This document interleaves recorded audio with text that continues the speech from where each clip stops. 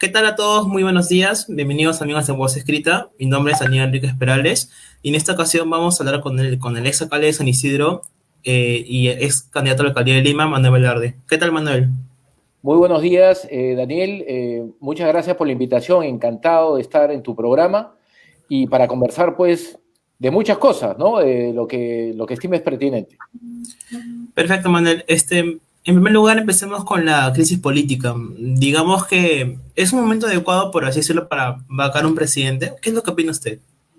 Mira, aquí lo que hay que tener en cuenta es que lo que tiene que ocurrir entre las relaciones entre el Congreso y el Poder Ejecutivo y las dinámicas que tiene que ver al interior de cada uno de estos poderes son actitudes y conductas sanas, ¿no? Entonces, hoy día vemos que en ningún lado, ¿no? Existe esta conducta o esta actitud que debe demostrarse permanentemente y sobre todo en una democracia. Y por lo tanto, digamos, acá lo que tenemos que ver o tenemos que darnos cuenta es que algo está fallando y tenemos que hacer algo los ciudadanos justamente para no permitir que ese tipo de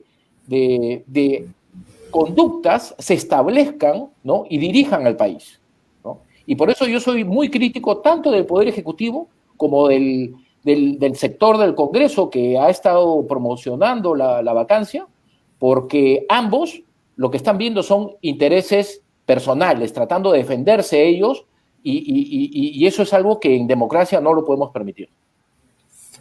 Lo comprendo, pero ¿cómo definiría usted esos intereses personales? Por ejemplo, puede ser la bancada de Podemos Perú porque digamos que a Solier le denegaron la universidad, por así decirlo.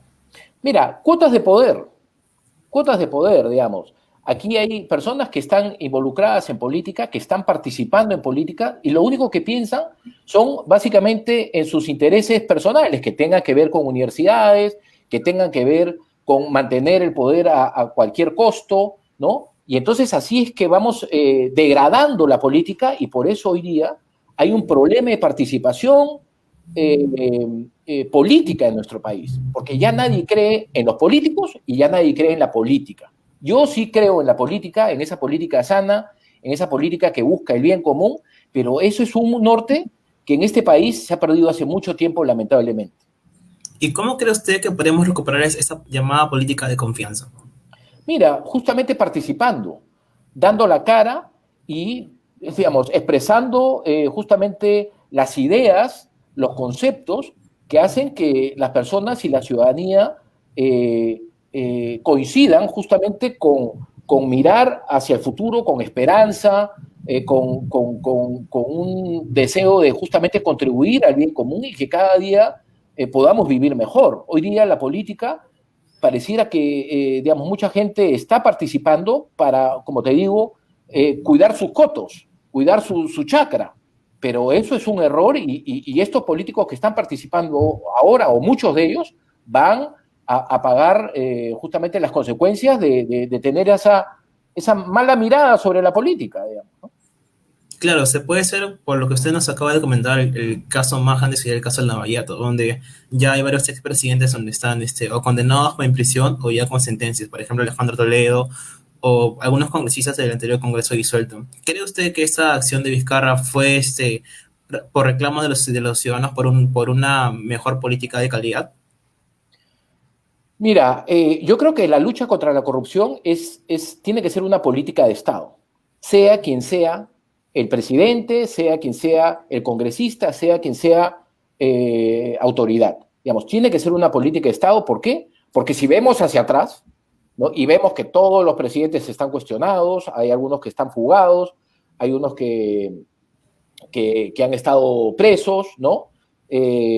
Vemos que, digamos, el sistema ha fallado, ¿no? Y justamente son autoridades que además ganaron elecciones. Es decir, la misma población los puso en esos puestos. Entonces ahí lo que tiene que haber es una reflexión extrema y muy profunda, no solo de los sectores políticos, sino también de los sectores ciudadanos, ¿no? Para decir qué es lo que estamos haciendo, hacia dónde estamos yendo, hacia dónde estamos orientando nuestro país. Y ahí es donde viene el gran cuestionamiento a toda la sociedad peruana.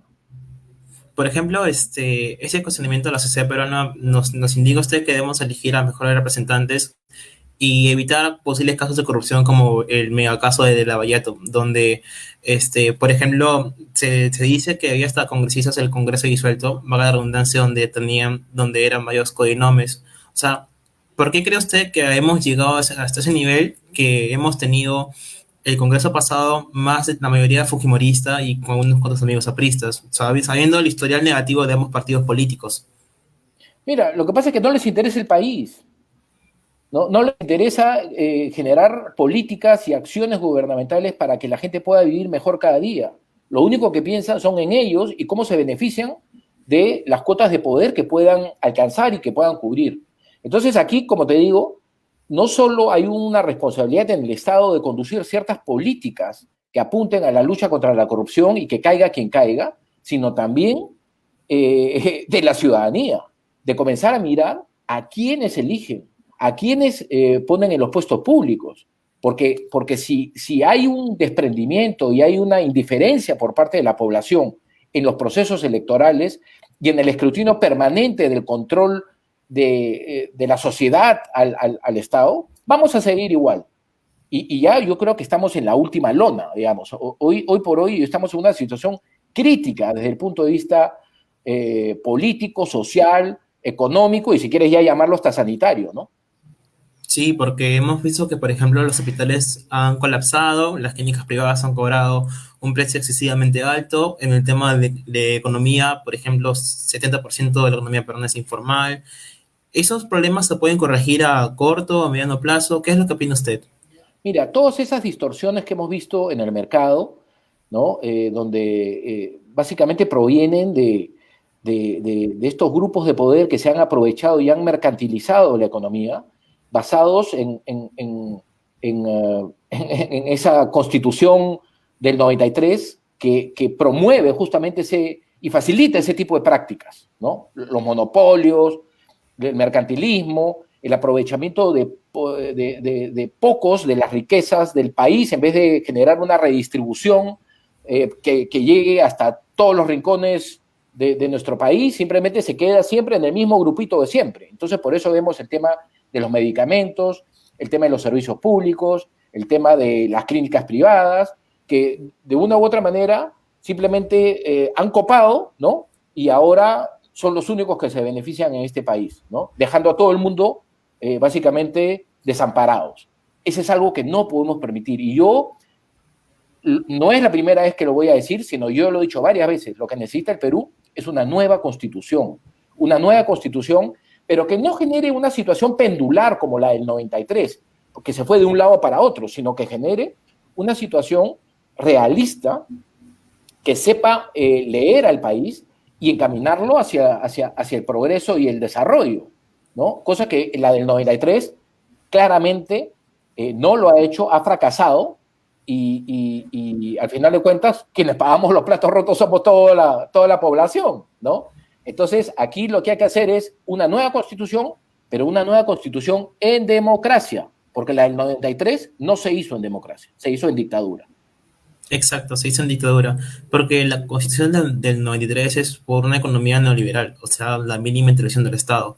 Eso, por lo que usted me comenta, se debe corregir, pero ya desde una vez, para evitar que, por ejemplo, haya oligopolios o monopolios que controlen el precio del mercado en ciertos sectores.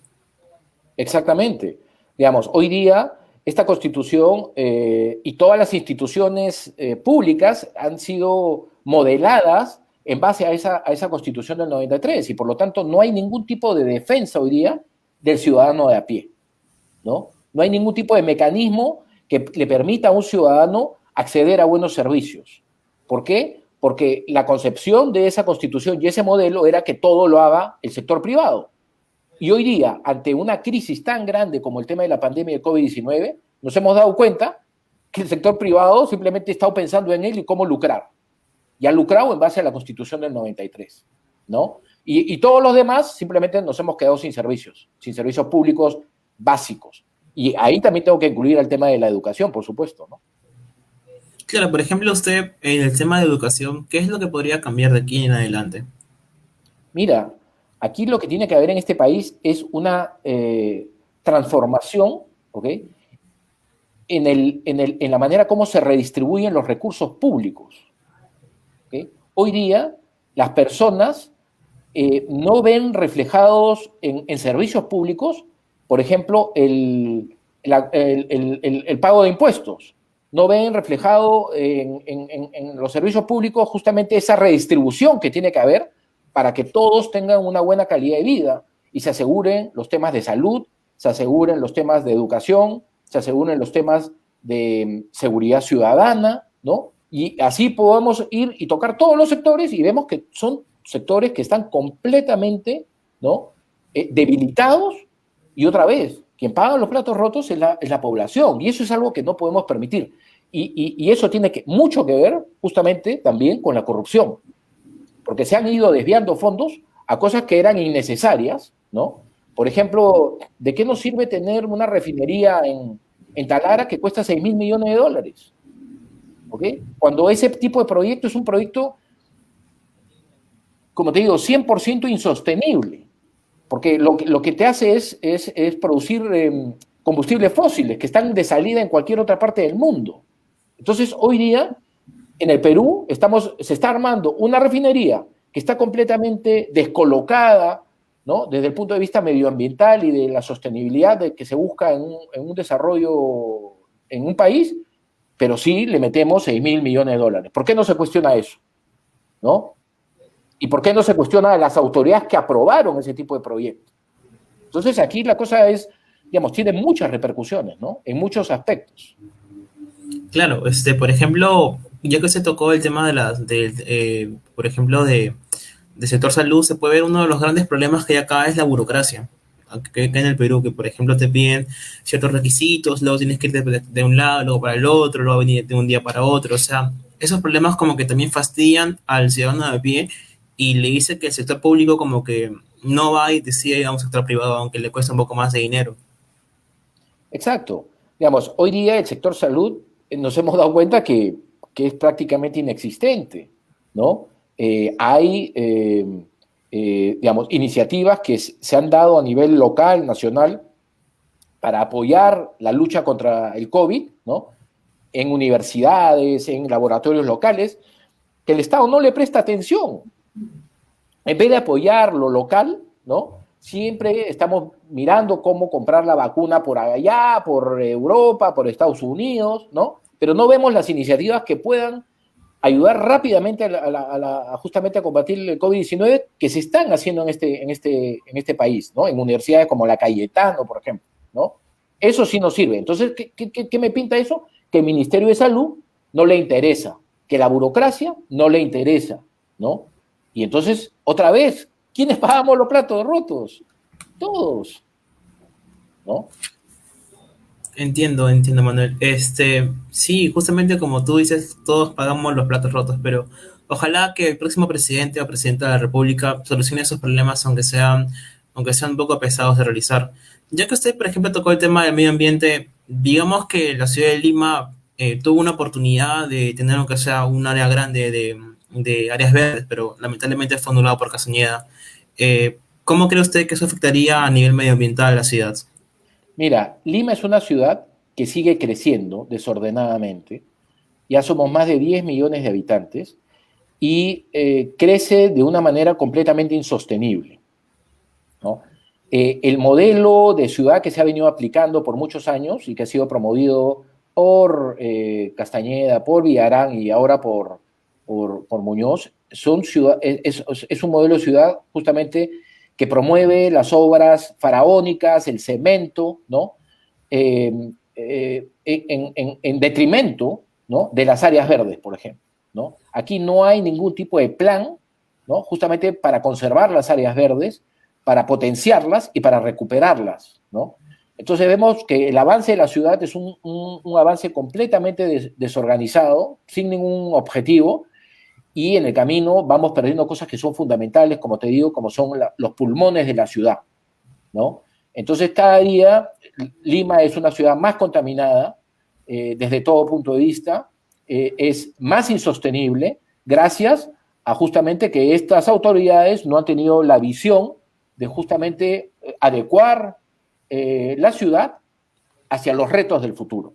Y ese es mi gran cuestionamiento, digamos, porque no es un cuestionamiento que solo lo tengo contra Castañeda o contra Villarán, sino también contra Muñoz, porque Muñoz no ha hecho nada en ese sentido. Y para demostrarte eso, vemos lo que está pasando, por ejemplo, ahorita en el Parque Chirroca, ¿no? Que el trazo del Metropolitano, que es un trazo necesario, que tiene que ir hasta Chepoglio, ¿no?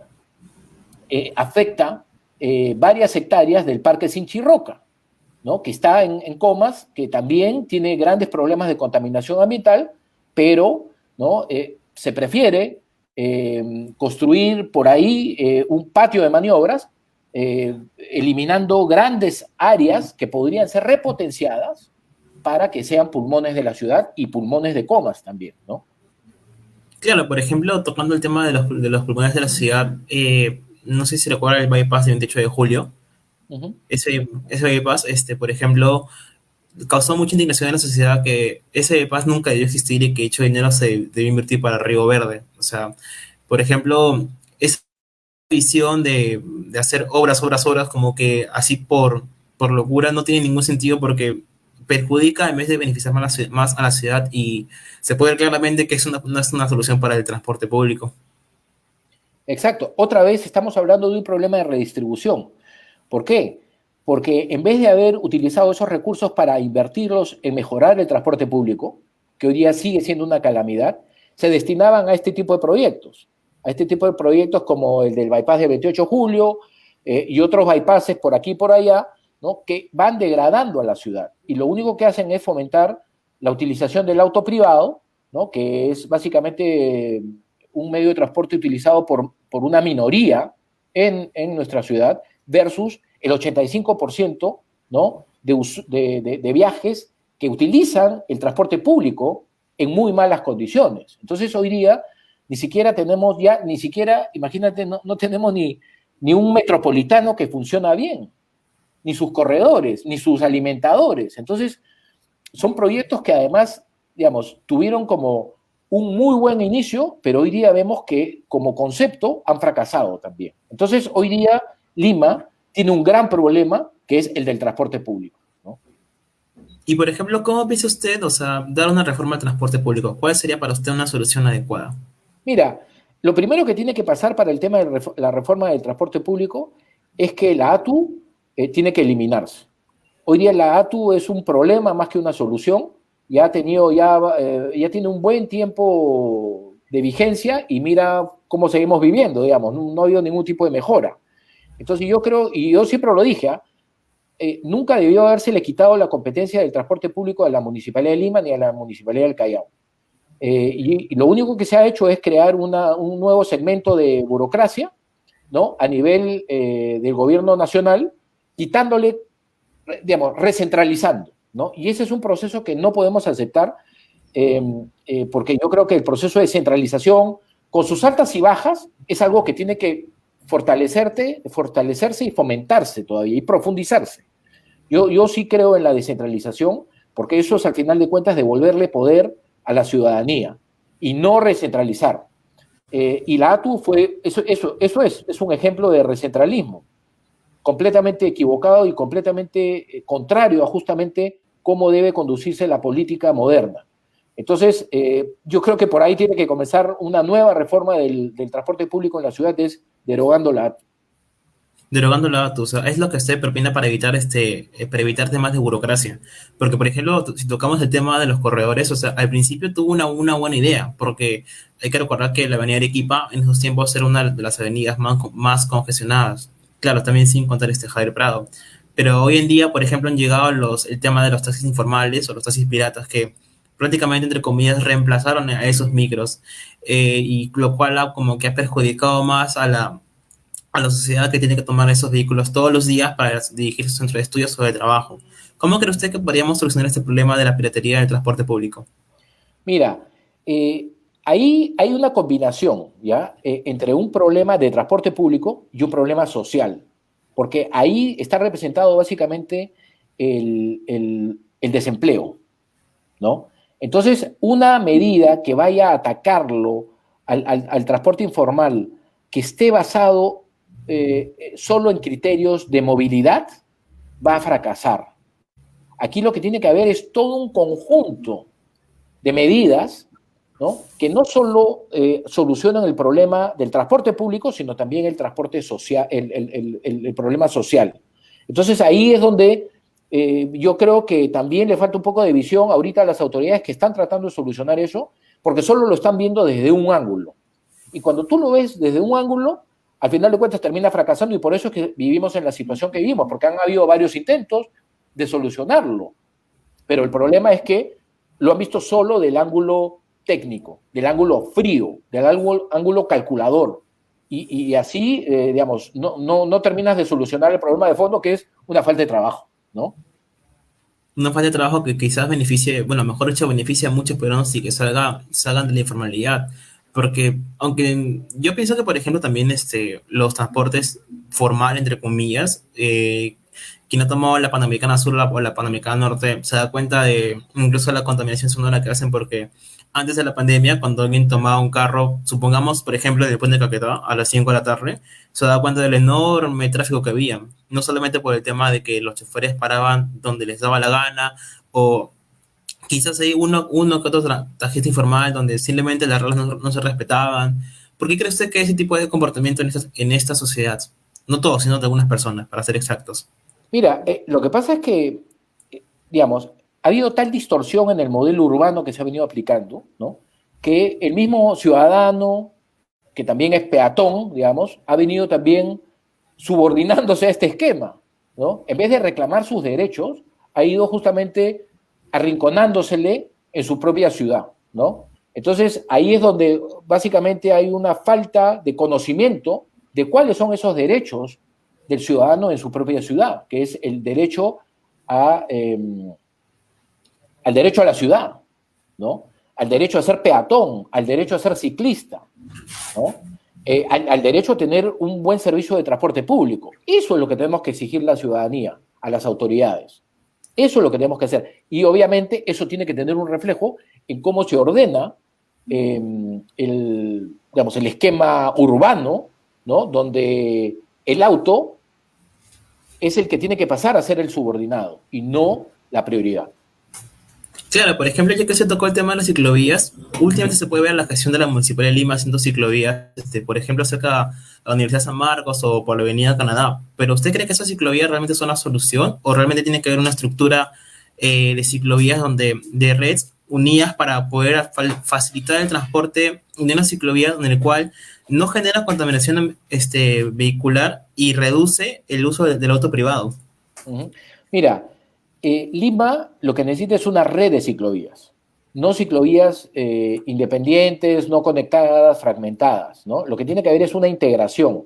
Y eso parte por tener una mirada integracionista de la ciudad, ¿no?, y no seguir fraccionándola. Entonces, con políticas, digamos, que no tienen mucho sentido. Entonces, lo que necesita Lima es una red de ciclovías que sea parte de la solución al transporte público, ¿no?, o al problema de la movilidad o el desplazamiento de las personas en la ciudad. Entonces, la bicicleta, ¿no?, y la red de ciclovías es parte de la solución, ¿ok? Es como un complemento. Es la que te hace que una persona pueda tener un viaje intermodal, que es el tipo de viaje más eficiente, ¿ya? Entonces, digamos, en nuestros desplazamientos tenemos que ser en algunos momentos peatón, en otros momentos ciclista y en otro momento usuario del transporte público. Esa es la fórmula más eficiente que existe y combinarla, ¿no?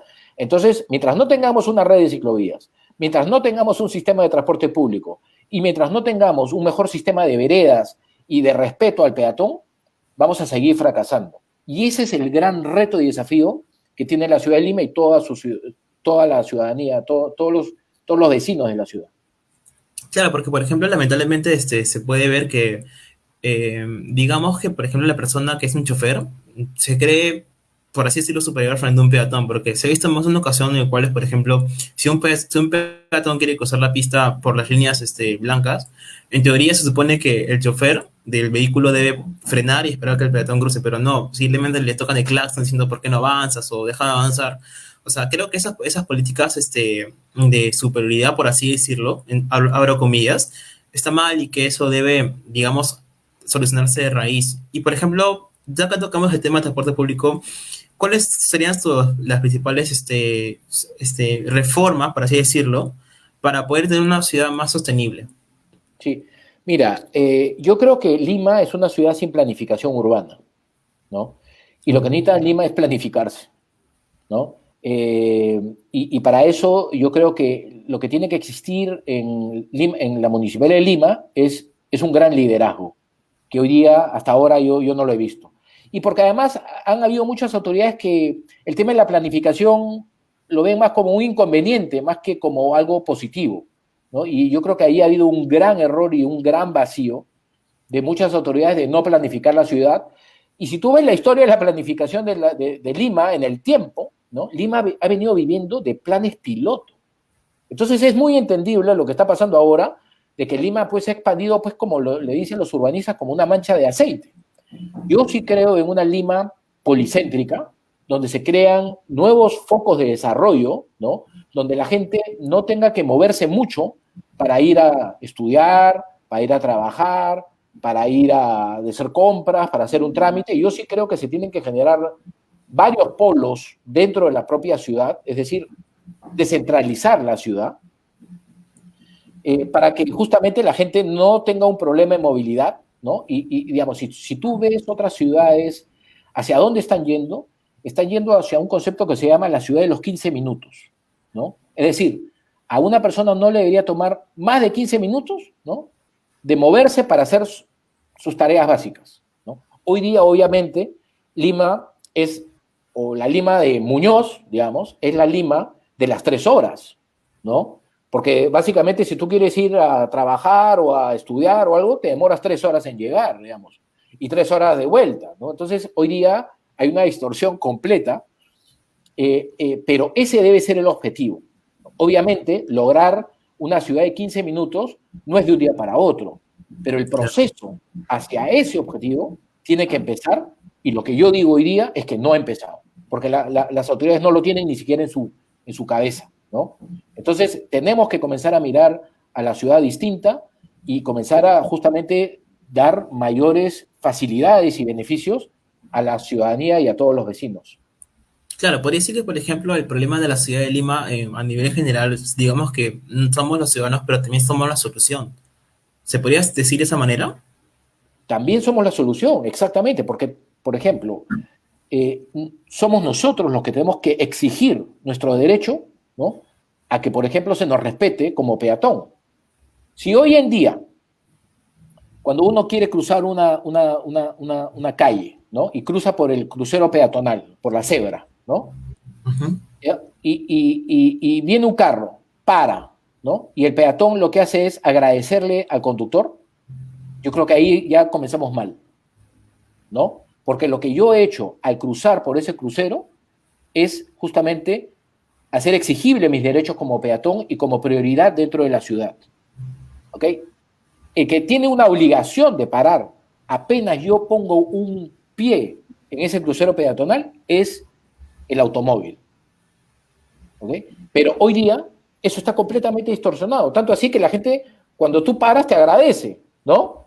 Y cuando tiene que ser justamente todo lo contrario, yo pongo el pie ahí, es como si fuese una máquina que automáticamente para la velocidad del automóvil, ¿no? Y que no arranca hasta que yo haya cruzado. El crucero peatonal es una extensión de una vereda.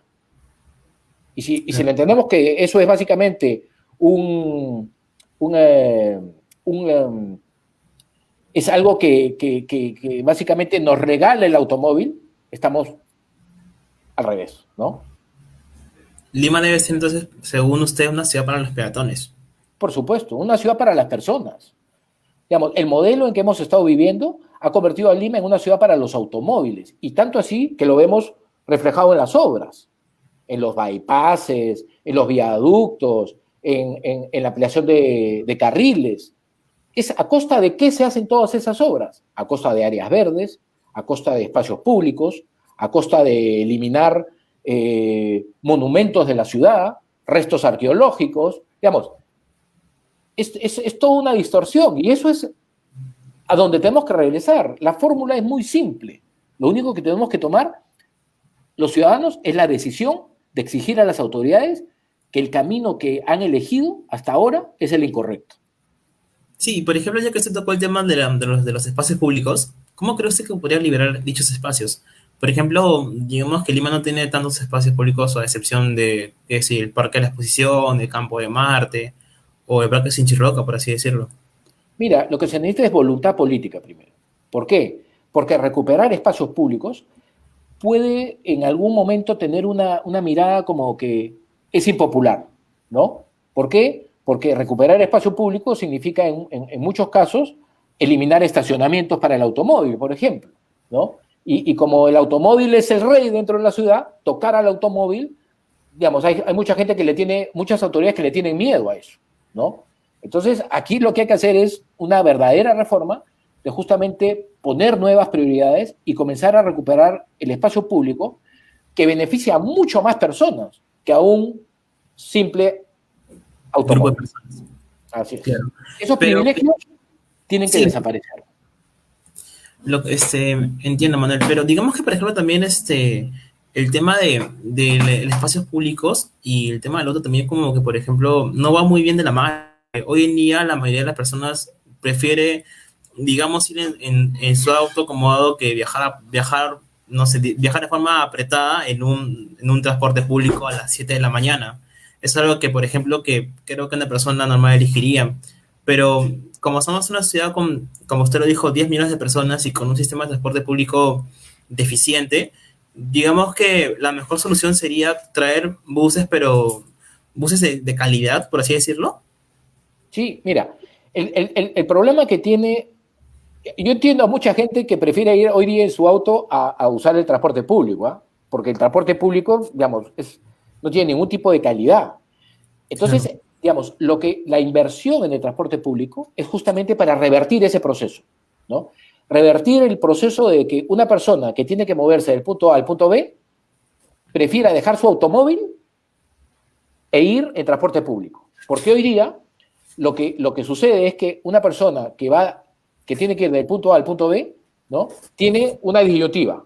¿En qué voy? ¿No? Dice, ¿en transporte público? Ni hablar, ¿entiendes? Me voy en mi carro. Entonces, lo que tienes que hacer es justamente revertir esa situación, ese proceso. ¿Y cómo se revierte? Invirtiendo más en el transporte público y poniendo los privilegios en ese nivel. Y cuando me refiero a qué tipo de privilegios, mejores buses, ¿no? Buses que sean eléctricos, ¿ok? Que estén en carriles exclusivos, que hayan buenos paraderos, ¿no? Y eso va a revertir ese proceso. ¿Por qué? Porque la gente va a decir, oye, en vez de usar mi carro, que básicamente voy solo, contamino y creo congestión vehicular, me voy y pierdo tiempo además, ¿no? Me voy en el transporte público porque llego más rápido, estoy promoviendo una conducta sostenible porque estoy yendo de un bus eléctrico, ¿no? Y los paraderos son sitios cómodos donde no me van a robar, donde no me van a atropellar y donde, digamos, no corro ningún riesgo, sino simplemente esperar que venga el bus, ¿no? Entonces, eso es el proceso que se tiene que justamente fomentar.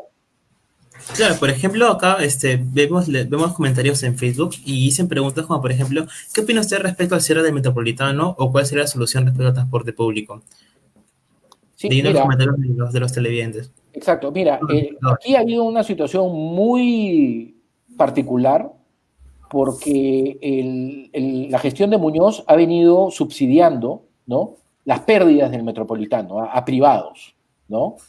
Entonces, aquí lo que tiene que haber es una manera de ver distinto al metropolitano y que yo creo que nace justamente de cómo se conceptualizó el metropolitano en su origen, que era básicamente darle un servicio público a privados, ¿no?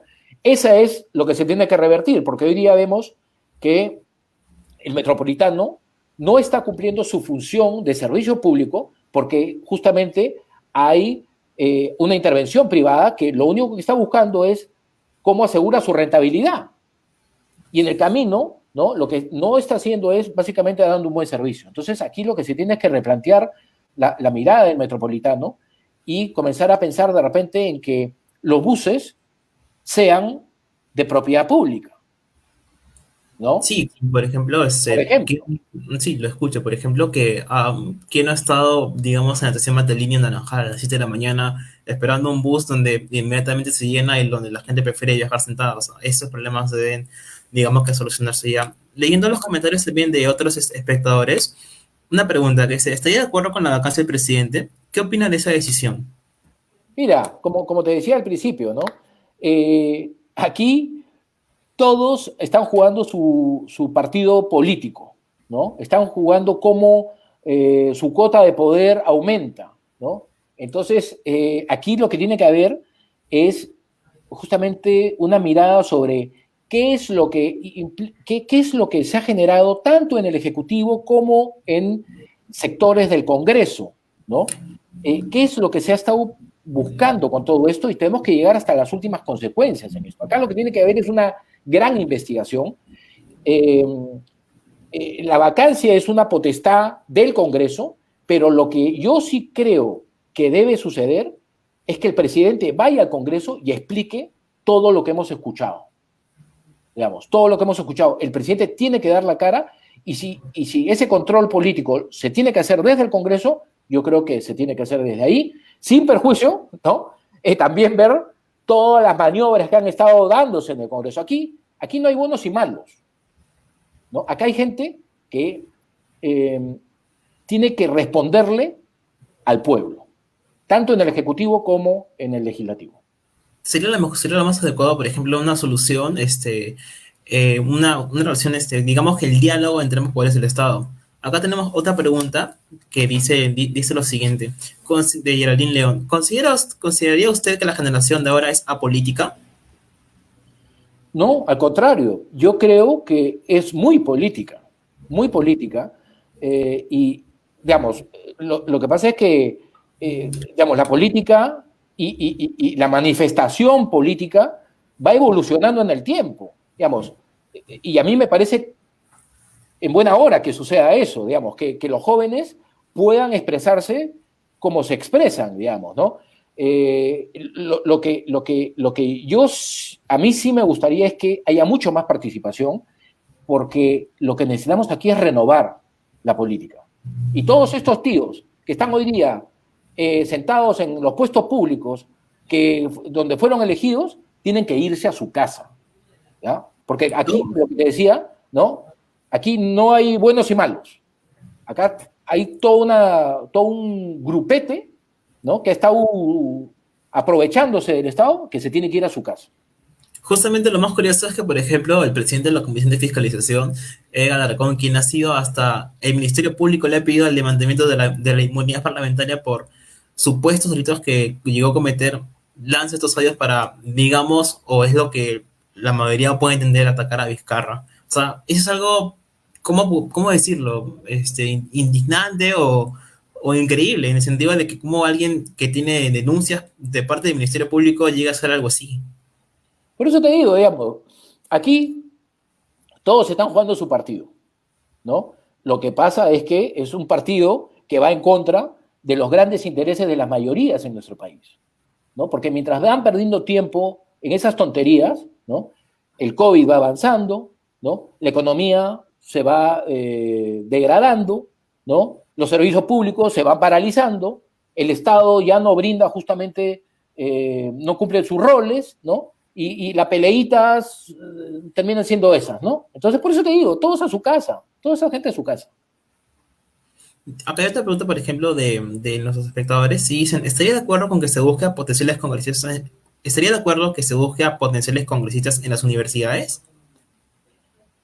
Mira, yo creo que las universidades son un espacio justamente de participación, donde puede haber una gran participación política, y así como las universidades, también otros espacios, digamos. Yo creo que la participación política tiene que fomentarse y tiene que estar en todos los ámbitos del país. En la universidad es un sitio muy importante, pero también yo creo que hay otros ámbitos, hasta en los barrios, digamos, ¿no? En en los vecindarios, donde se pueda discutir justamente la problemática que le aqueja en el día a día a las personas, digamos. Yo creo que hay distintos espacios, la universidad es uno, pero también hay otros, ¿no? Yo no los descarto. Claro, por ejemplo, un lugar donde espacios públicos donde la gente pueda debatir de los problemas y dar soluciones. Exactamente, por supuesto, digamos, todo sitio es válido para promover ideas y ideas que contribuyan a la mayor cantidad de gente. Aquí otra pregunta también de Dan Silva, que si se presentará para las elecciones presidenciales del próximo año. Mira, eh, estas elecciones, yo voy a ser más Ciudadano, por así decirlo. un ciudadano, exactamente, un ciudadano que va a observar qué es lo que pasa en el país, más que una participación activa.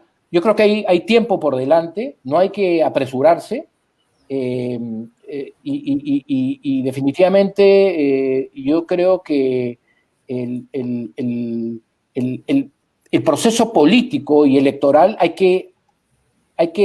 digamos, no solo dejarlo, hay que observarlo mucho, hay que cuidarlo mucho, ¿no? Desde la ciudadanía. Y eso es básicamente lo que yo voy a hacer. Claro, casi siguiendo con la pregunta de nuestros espectadores, dice, ¿qué opina del incremento del uso de las motos? Mira, eso es un proceso normal dentro de las ciudades, sobre todo en las ciudades que son muy congestionadas o están en procesos de congestionamiento, ¿no? Entonces, básicamente la moto es algo que tiene que comenzar a considerarse dentro de justamente el ordenamiento de la ciudad, ¿no? No se le puede proscribir, digamos, yo recuerdo que cuando yo entré a la Municipalidad de San Isidro no existían pues ni estacionamientos para motocicletas, ¿no? Entonces, digamos, es algo donde la ciudad tiene que adaptarse, ¿no? Y así como se tiene que adaptar para el ciclista, porque no hay prácticamente, hay muy poco, ¿no? También es un proceso normal que se adapte para el tema de las motocicletas. Claro, y siguiendo con las preguntas, dice acá, ¿cree que el actual alcalde de La Victoria sería un buen presidente para todos los peruanos? Mira, yo creo que el alcalde de La Victoria tiene mucho por hacer en La Victoria, ¿no? Digamos, siendo alcalde de La Victoria, yo creo que debería focalizarse un poquito más en qué es lo que está pasando en su distrito y para que justamente se pueda solucionar una mayor cantidad de problemas, ¿no? Claro, y siguiendo con las preguntas, dice acá, ¿qué opina acerca de la moción de censura que el Congreso le quiere hacer a la ministra de Economía, María Antonieta Mira, Alba? el proceso de interpelación y censura son cosas normales dentro de una democracia. Es el control político. Y yo creo que un ministro que está cuestionado por el Parlamento, después que su sector, básicamente el sector economía, se ha desplomado, se ha destrozado, eh, eh, hemos caído en una recesión, digamos, después de, creo que 30 años, ¿no? Yo creo que sí es algo donde el Congreso tiene justamente un rol de decir, oye, ¿qué es lo que ha pasado, no? Yo no sé si ahora en estas condiciones políticas una censura como tal valga la pena, pero yo sí creo que este debe ser un llamado de atención al sector economía y finanzas para que comience a tomar cartas en el asunto y comience a pensar de cómo vamos a salir de esta situación económica catastrófica, donde se ha perdido mucho empleo y donde la recuperación de la mediana y pequeña empresa tiene que ser una prioridad, porque hasta ahora no lo ha sido. Claro, digamos que también una solución podría ser, la parte del Ministerio de Economía, fue entregar bonos, por ejemplo, bonos yo me quedo en casa, bonos universales, bonos independientes, etcétera, etcétera. ¿Cree que eso por lo menos ha aliviado el problema de la informalidad, por así decirlo?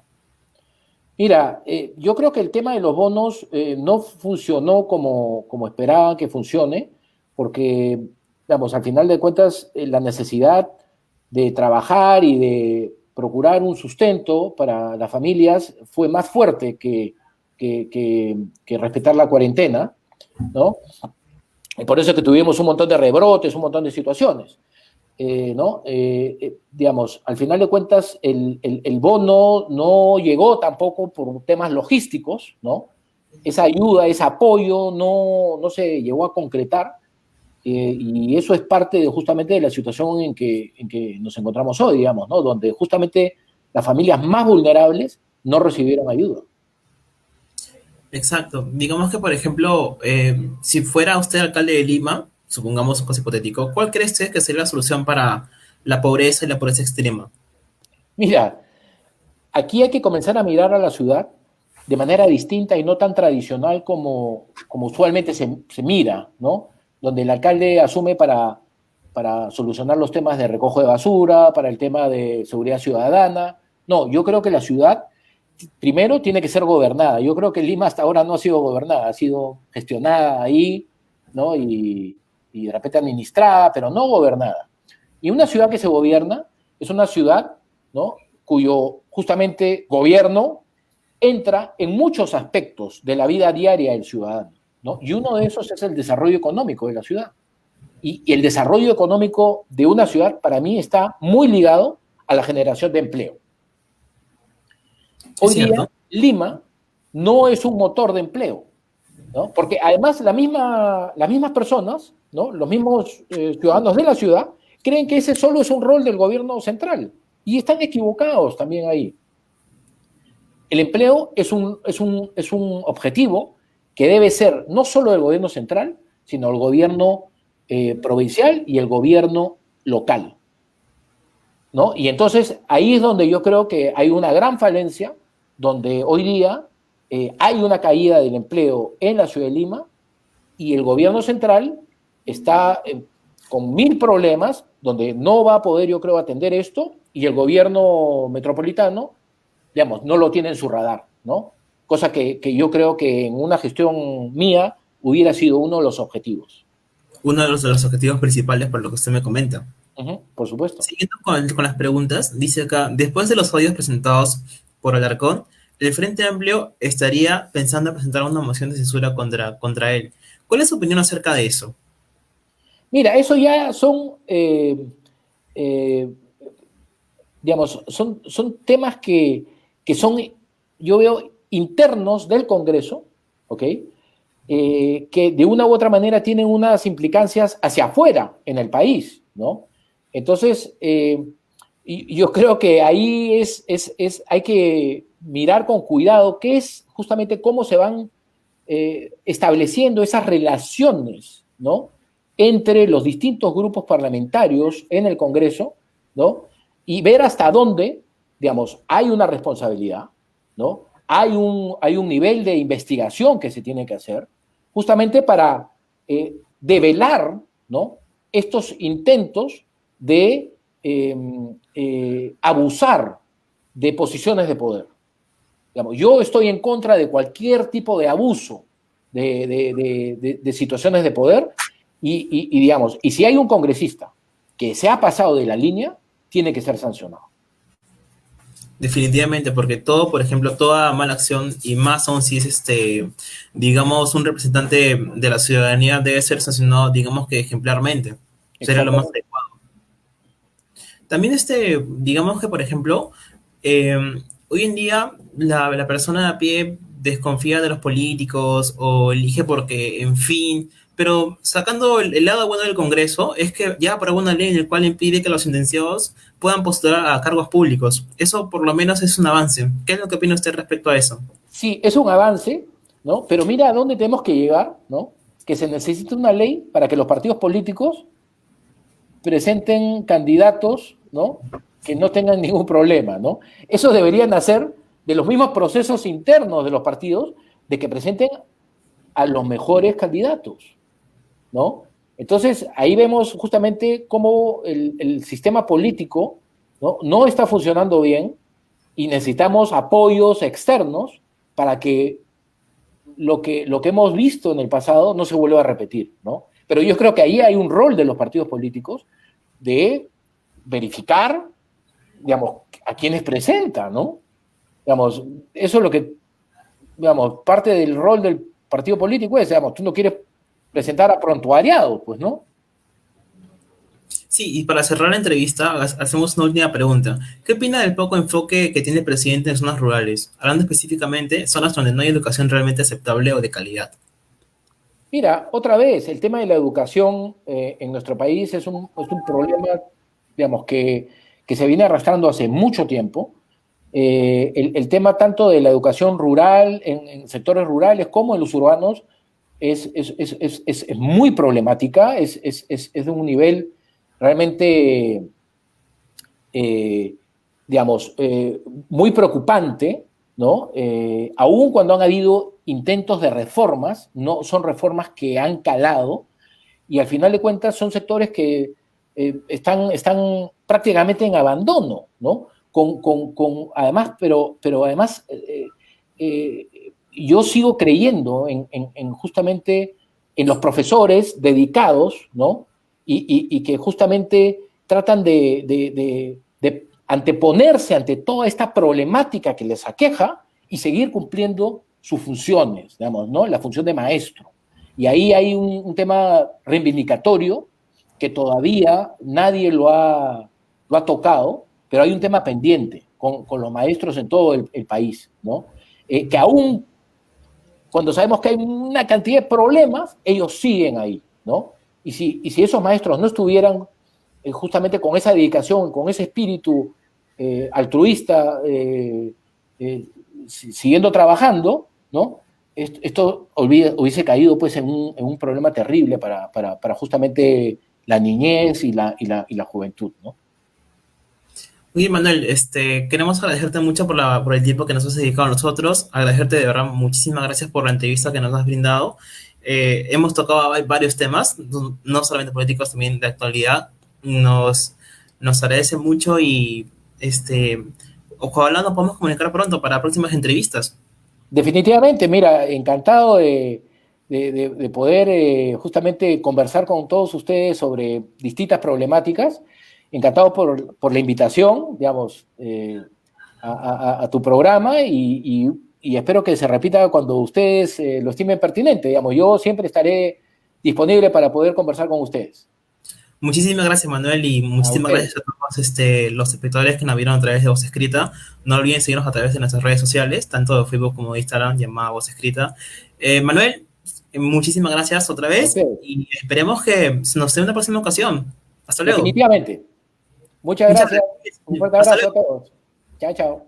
Chao, chao.